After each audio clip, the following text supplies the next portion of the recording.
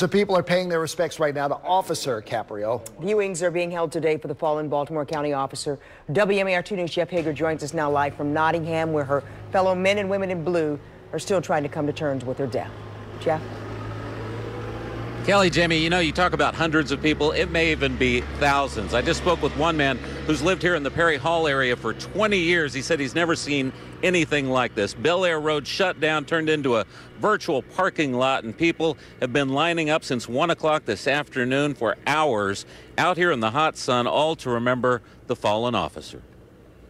People lined up for blocks along Belair Road to make their way into Schimunek Funeral Home to remember Officer First Class Amy Caprio, who died in the line of duty this week after being mowed down by a suspect's car during a botched burglary. Officer Nicholas Moore recalled his response upon learning of her death. I started calling the classmates, letting them know what was going on. After I did that, I just went home, got all my gear, and just started going out and trying to search and doing whatever I could, because I knew I couldn't sit home and do nothing. While Caprio had served less than 4 years with the department, many spoke of the bright future she would have had. She could have been chief someday. She was a quick learner, very intelligent.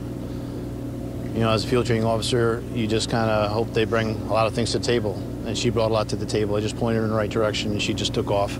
She was a self-starter, very intelligent, asked good questions, learned things right the first time. She was an asset to our police department. And for one officer who served side by side with Caprio in the Essex precinct, she was far more than just a fellow officer.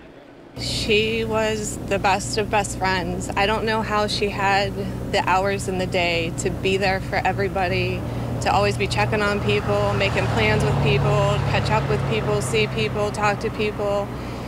She was one of those friends that you can't imagine living without.